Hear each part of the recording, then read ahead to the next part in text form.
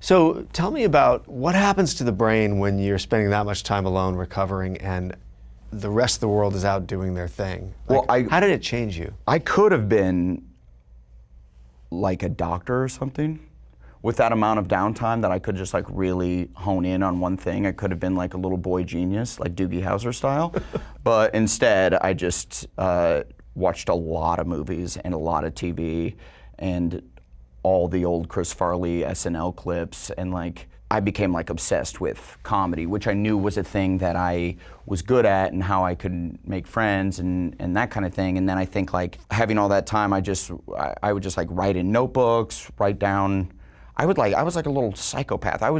Since I wasn't talking to a lot of people, I was writing down possible conversations that could happen in notebooks. Really? Yeah. Like what's an example of an entry? It'd be like if a bully's at school making fun of my legs or being in a wheelchair, I would write down like quips, like things to like come back at him if he's making fun of me, or like cool things to like say to a girl if I mean, truly bizarre stuff. And then I was also like writing like characters that I could do.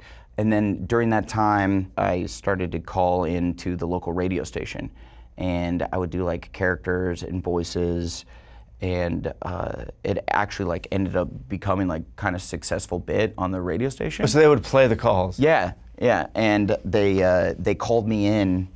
I only talked to them like in character. Like what kind of characters? I would do it was a lot of Chris Farley. Okay. Like me doing like Chris Farley, and then like doing like a stoner guy, like pretty rudimentary characters, but like they're funny for like a kid. Yeah. And doing like a valley girl named Becky, and I call in every day to the radio station, and they called me down, and they're like, "Hey man, we want you to be part of the drive time hour. Like, come down.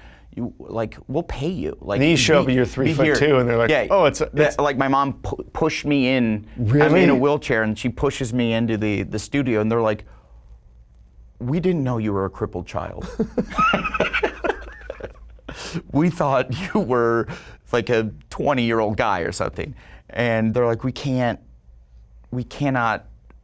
hire you. Like, you have to go to school," which I totally understood. But actually it worked out, because then they are like, "We will pay you in CDs, and any tickets that we get, ticket giveaway, we'll just give you tickets." So like any concert that came through town, like I had tickets. So like I was always taking my friends to shows. So, and I'm so like, that "Hey, was like, let's go to the show. We will have to sit in the handicap section, but."